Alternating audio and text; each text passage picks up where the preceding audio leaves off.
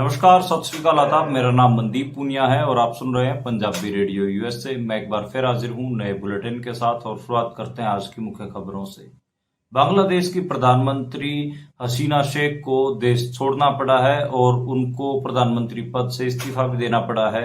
वहां पर हजारों की गिनती में आंदोलन कर रहे छात्रों ने खुशी मनाई है और बहुत सारे आंदोलनकारी छात्र प्रधानमंत्री आवास में भी घुस गए हैं।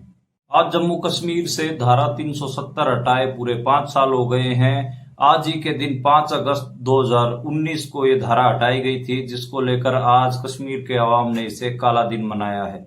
बीते शुक्रवार अमेरिका में नौकरियों का डेटा जारी होने के बाद दुनिया भर के शेयर बाजारों में लगातार गिरावट देखी जा रही है। आज एशिया के बाजारों में भी भारी गिरावट देखी गई। इवन भारत के बाजार में भी खासी गिरावट देखी गई। सेंसेक्स और निफ्टी में भी आज भारी गिरावट हुई है। बिहार के वैशाली जिले में करंट लगने के कारण 9 कावड़ियों की मौत हो गई है और 2 कावड़िए घायल हुए हैं। वहीं पेरिस ओलंपिक्स में बैडमिंटन में लक्ष्य सेन का लक्ष्य पूरा नहीं हुआ है। आज वह ब्रॉन्ज मेडल मैच भी हार गए हैं। इसके अलावा भारतीय पुरुष हॉकी टीम सेमीफाइनल में पहुंच गई है और आज वुमेन रेसलिंग में भी निशा दहिया ने एक बाउट जीतकर क्वार्टर फाइनल में प्रवेश कर लिया है। पंजाब में पंचायत चुनाव को लेकर आज पंजाब सरकार को हाई कोर्ट के सामने अपना मुंह खोलना पड़ा है। पंजाब सरकार ने बताया कि आने वाले सितंबर महीने में पंचायत चुनाव होने जा रहे हैं। आपको बता दें कि पंजाब में पिछले 1 साल से पंचायत चुनाव नहीं हुए हैं। 1 साल पहले ही पंचायत का कार्यकाल पूरा हो चुका है। हरियाणा चुनाव को अब सिर्फ 2 महीने रह गए हैं और हरियाणा की बीजेपी सरकार ने किसानों को रिझाने की कोशिश शुरू कर दी है। हरियाणा के मुख्यमंत्री नायब सिंह सैनी ने किसानों का 133 करोड़ का कर्ज माफ करने का ऐलान किया है। इसके अलावा उन्होंने कुरुक्षेत्र में घोषणा की है कि वे सभी फसलों को एमएसपी पर खरीदेंगे। पंजाब के बरनाला में किसान संगठनों ने आजादी के जश्न का बायकाट करने का ऐलान किया है। किसान संगठनों ने कहा है कि वे एमएसपी की खरीद गारंटी के अलावा नए आपराधिक कानूनों का भी विरोध करेंगे। उत्तर प्रदेश के अयोध्या में एक 12 साल की नाबालिग लड़की के साथ रेप केस मामले में समाजवादी पार्टी के नेता मोहित खान का नाम उछल रहा है। इसके साथ ही समाजवादी पार्टी के बड़े नेता अखिलेश यादव ने ट्वीट करके कहा है कि डीएनए टेस्ट कराया जाना चाहिए। लड़की की हालत खराब हो गई है और उन्हें लखनऊ दाखिल करवाया गया है। ये थी आज की बड़ी खबरें। अब करते हैं इन खबरों का विश्लेषण और शुरुआत करते हैं पहली खबर से। और पहली खबर दक्षिण एशिया यानी साउथ एशिया के एक मुल्क से ही है, बांग्लादेश से। बांग्लादेश हमारा पड़ोसी मुल्क है और वहां की प्रधानमंत्री शेख हसीना को अपना देश छोड़कर भागना पड़ा है। इतना ही नहीं, उन्हें अपने प्रधानमंत्री पद से भी इस्तीफा देना पड़ा है। ये जानकारी वहां के आर्मी चीफ ने ट्विटर पर दी है। इसके अलावा वहां पर इंटरनेट शटडाउन करना पड़ा है। आप सबको पता है कि पिछले 1 महीने से वहां पर स्टूडेंट्स आंदोलन कर रहे हैं। काफी बड़ा आंदोलन वहां पर हो रहा है। आंदोलन किस चीज के खिलाफ है? आंदोलन इस चीज के खिलाफ है जिन शेख हसीना एक रिजर्वेशन पॉलिसी लेके आए, जिसके तहत ये कहा गया कि जिन भी परिवारों ने 1971 में बांग्लादेश की आजादी के लिए लड़ाई लड़ी, उनको रिजर्वेशन दी जाएगी, जिसकी खिलाफत वहां के स्टूडेंट्स ने की। इसके बाद उनके रिजर्वेशन कम करने के लिए शेख हसीना तैयार हो गई थी, लेकिन स्टूडेंट्स कंप्लीट रोल डाउन चाहते थे और इसी के लिए वो आंदोलन कर रहे थे। सिर्फ 15 दिनों में ही 200 से ज्यादा स्टूडेंट्स की मौत हो गई जो आंदोलन कर रहे थे। बहुत हिंसक, बहुत वायलेंट आंदोलन थे। आप सबने उनकी तस्वीरें भी देखी होंगी, कैसे आर्मी ने स्टूडेंट्स के ऊपर दमन किया, वो भी आपको मिली होंगी वो तस्वीरें। पुलिस ने किस हिसाब से स्टूडेंट से डील किया, वो भी आपको तस्वीरें मिली होंगी। और अब 1 महीना खत्म होने को है, लगभग 300 स्टूडेंट्स की मौत हो चुकी है और शेख हसीना पर एक दबाव था। आज फाइनली शेख हसीना देश छोड़कर भाग गई हैं। उन्होंने अपने प्रधानमंत्री पद से भी इस्तीफा दे दिया है। एक हिसाब से बांग्लादेश अब पूरी तरीके से ये कहा जा सकता है कि एक अराजकता, अनार्की के दौर में गुजर रहा है। कई लोग ये कयास लगा रहे हैं कि वहां पर मिलिट्री रूल लगाया जा सकता है और कई किस्म की संभावनाएं हैं। इसको लेकर भारत के जो प्रवक्ता हैं विदेश मामलों के, रणधीर जायसवाल, उन्होंने बहुत खराब बयान जारी किया। उन्होंने एक बयान मीडिया में जब उनसे सवाल पूछा गया तो उन्होंने कहा कि यह बांग्लादेश का आंतरिक मामला है। इसको लेकर बांग्लादेश के नोबेल पुरस्कार विजेता यूनुस खान गुस्सा हुए। उन्होंने कहा कि आप हमारे पड़ोसी मुल्क हैं, ये हमारा सिर्फ आंतरिक मामला नहीं है। हमारे देश जो हमारा मुल्क है वो वाकई में एक बहुत गंभीर स्थिति से गुजर रहा है। उसमें भारत को हमारी मदद करनी चाहिए, बजाय कि आंतरिक मामला कह के मामले को टरका देना चाहिए। तो एक हिसाब से जो भारत का जो ऑफिशियल बयान है कहीं ना कहीं बांग्लादेश मामले में, उसको लेकर बांग्लादेश में रोष है और बांग्लादेश की जो सिविल सोसाइटी है या आंदोलनों के लोग हैं वो गुस्से में हैं। खैर, शेख हसीना भाग जाने के बाद आज ढाका में, बांग्लादेश की राजधानी ढाका, वहां पर कुछ डेवलपमेंट हुई है। वो डेवलपमेंट मैं आपको बता देता हूँ। पहली डेवलपमेंट तो यही सुनने को आ रही है कि वहां पर प्रधानमंत्री आवास और गृह मंत्री के आवास में स्टूडेंट्स घुस गए हैं। बहुत सारे जो आंदोलनकारी हैं वो तोड़ फोड़ मचाते भी देखे गए, चीजें उठा के लेके जाते भी देखे गए। और ढाका में आज पूरे दिन कयास रहा, सड़कों पे स्टूडेंट्स ही स्टूडेंट्स हैं। कई स्टूडेंट्स जीत का जश्न भी मना रहे हैं। इवन जो शेख हसीना के जो दादाजी थे मुजीबुर रहमान, उनके स्टैचू के ऊपर भी स्टूडेंट चढ़ गए थे। उनको उसको तोड़ने की कोशिश भी हुई, लेकिन बाद में आंदोलनकारियों ने समझा दिया, उसके बाद वो नीचे आ गई। तो जो बांग्लादेश है वो इस समय जो स्टूडेंट्स का जो आंदोलन है उसके आग में अभी भी सिक रहा है और अभी तक ये उम्मीद नहीं लगाई जा सकती कि मामला शांत होगा। हालांकि जो शेख हसीना अपने बहुत सारे मंत्रियों के साथ देश से बाहर चली गई हैं।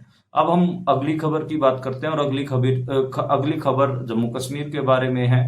आज जम्मू कश्मीर को सही 5 साल हो गए हैं आर्टिकल 370 हटाए, यानी कि 5 अगस्त 2019 को भारत सरकार ने आर्टिकल 370 जम्मू कश्मीर के लिए हटा दिया था।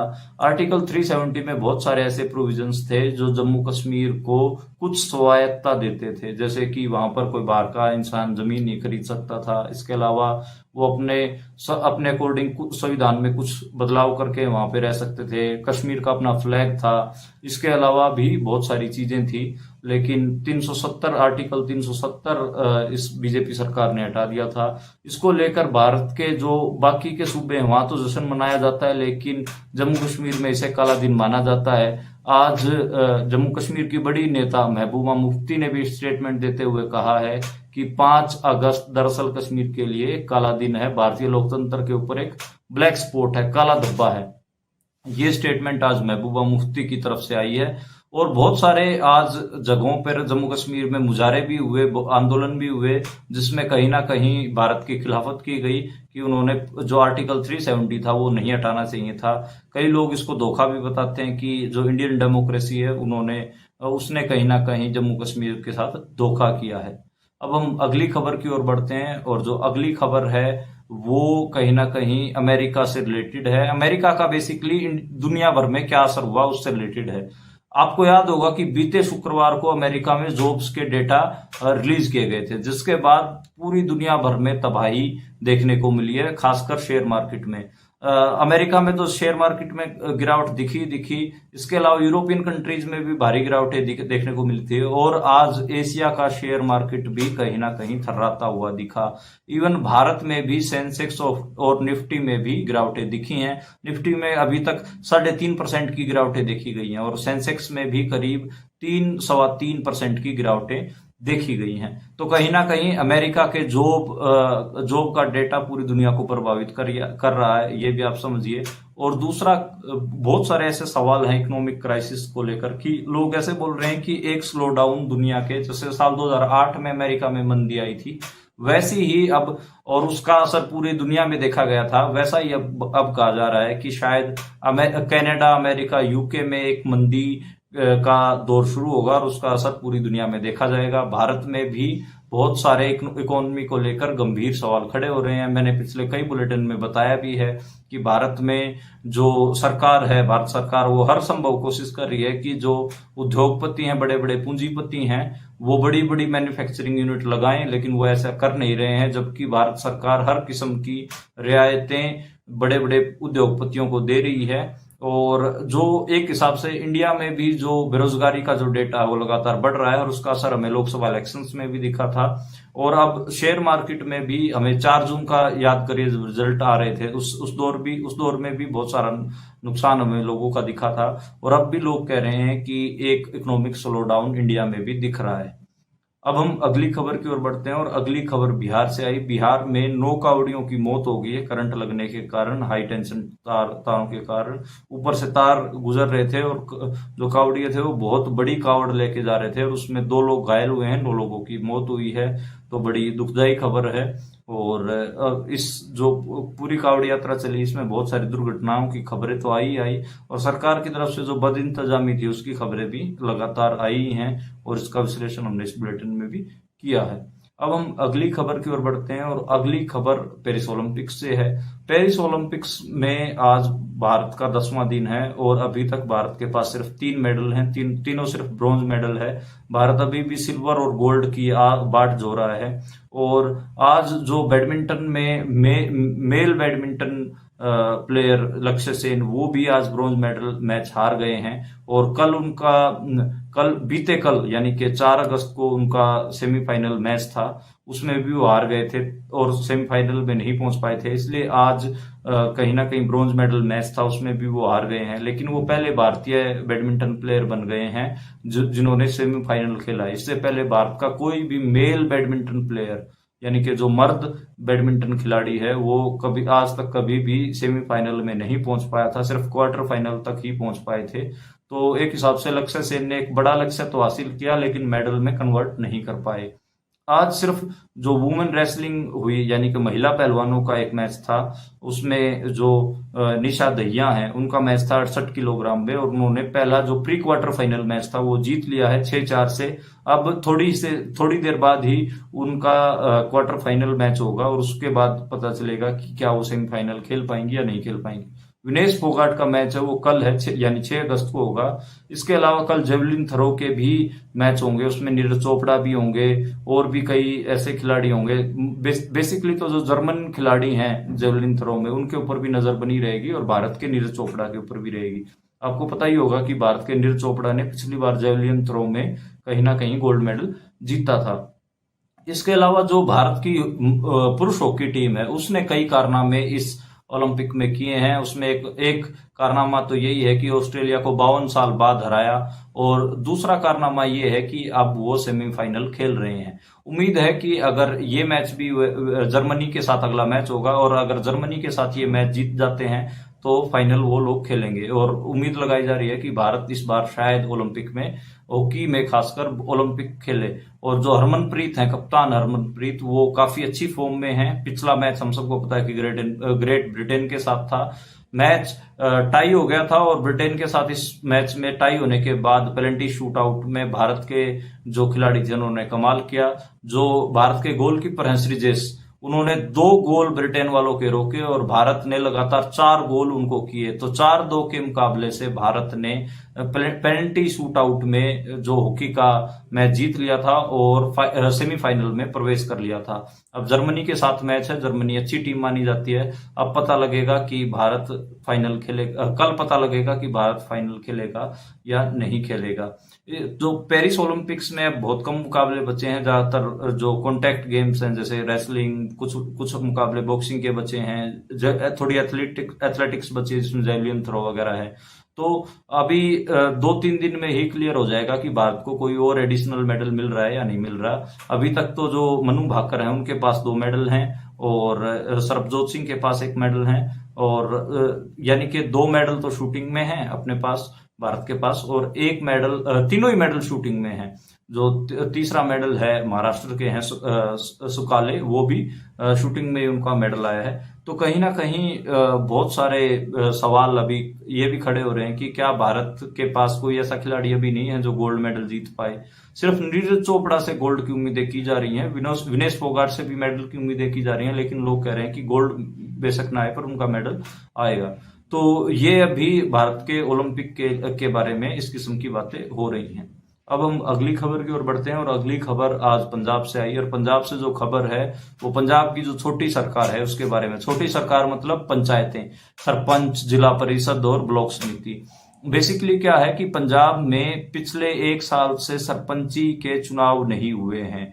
उसका रीजन ये है कि जो पंजाब सरकार है वो अलग अलग बहाने लेकर आ जाती है और सरपंच पिछले 1 साल से पंजाब में जो गांव लेवल पे किसी भी किस्म की सरकारें नहीं है। और हम ये मानते हैं कि भारतीय लोकतंत्र में अगर 3 तरीके की सरकारें हैं, जिसमें पहली तो माना जाता है कि जो अपर हाउस है राज्यसभा का और लोकसभा का, दूसरा माना जाता है जो विधानसभाएं हैं, और तीसरा कहीं ना कहीं माना जाता है जो पंचायती राज है उसको। तो कहीं ना कहीं पंचायती राज पिछले 1 साल से पंजाब में गायब है। 1 साल पहले पंजाब की पंचायतें हैं वो भंग हो गई थी और अभी तक इलेक्शन नहीं हुए हैं। और इसको लेकर पंजाब हरियाणा हाई कोर्ट में केस चला गया था।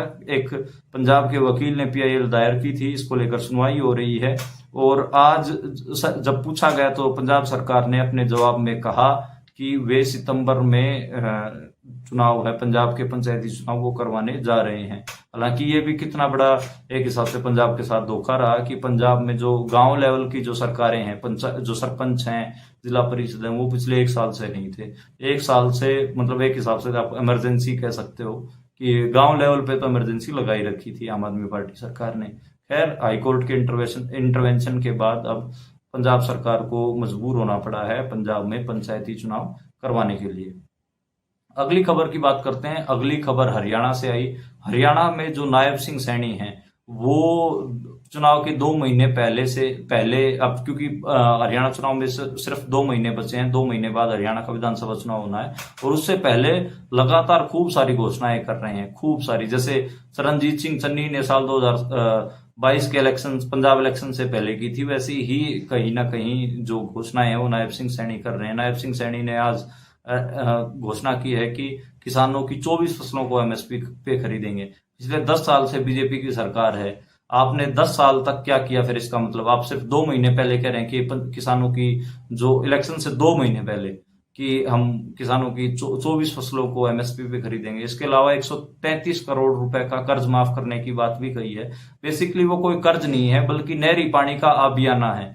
तो हरियाणा में बेसिकली क्या है कि जो नहरी पानी है उसका आबियाना वसूला जाता है। वो तो वसूला तो आज तक नहीं गया है, हर सरकार को उस आबियाने को माफ करना पड़ता है। उसी को ये जो मीडिया वाले हैं वो ये दिखा रहे हैं कि देखो किसानों का 133 करोड़ कर्ज माफ कर दिया गया। वो कोई कर्ज नहीं है, आबियाना है नहरों का, और हरियाणा में आज तक कोई भी सरकार आबियाना वसूल नहीं पाई है नहरी पानी का।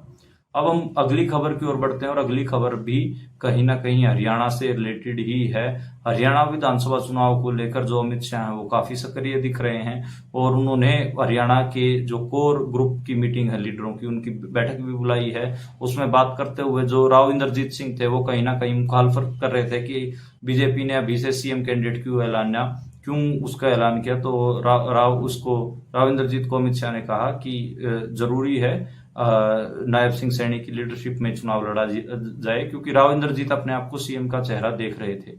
और इसके अलावा उन्होंने अमित शाह चंडीगढ़ में भी थे। चंडीगढ़ में भी उन्होंने अपने भाषण में जो नए आपराधिक कानून लागू किए हैं उनकी जस्टिफिकेशन जैसा कुछ दिया और कहीं ना कहीं ये भी कहा कि हमारी पूरी 5 साल सरकार चलेगी। जो विपक्ष है, जो इंडिया अलायंस है, वो भ्रमित कर रहा है लोगों को कि ये सरकार पूरे 5 साल नहीं चलेगी। उन्होंने कहा कि ये सरकार पूरा 5 साल चलेगी क्योंकि जो हमारे पास नंबर हैं वो सबसे ज्यादा हैं और 240 नंबर कोई छोटा नंबर नहीं होता। ये कांग्रेस के पास पिछले 3 कार्यकाल में जो 2004 से 2014 तक जो उनकी सरकार थी उस टाइम पे भी कांग्रेस के पास इतना बड़ा नंबर नहीं था, हमारे पास इतना बड़ा नंबर है, ये अमित शाह ने आज चंडीगढ़ में कहा। उससे अगर हम अगली खबर की बात करें तो पंजाब से है। पंजाब में जो बरनाला के किसान संगठन हैं, चाहे उसमें BKU उग्राह और दूसरी कई किसान यूनियनें हों, उन्होंने 15 अगस्त को जो आज़ादी का जश्न है वो ना मनाने का फैसला किया है। उन्होंने कहा है कि हम इंडिया का फ्रीडम जो डे है वो नहीं मनाएंगे और उसका कारण एक तो ये बताया कि जो नए आपराधिक कानून लागू किए गए हैं इंडिया में, नया जो क्रिमिनल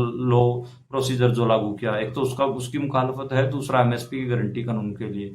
हालांकि BKU आप सबको पता है कि जो खनौरी बॉर्डर और शंभू बॉर्डर पे जो आंदोलन चल रहा है उसमें शामिल नहीं है, सिर्फ DC दफ्तरों पे पुतले फूंक देने जैसे जुलूसों में ही शामिल होती है। बाकी वो जो अभी करंट में जो आंदोलन चल रहे हैं उसमें किसी किस्म का भी भाग नहीं लेती है।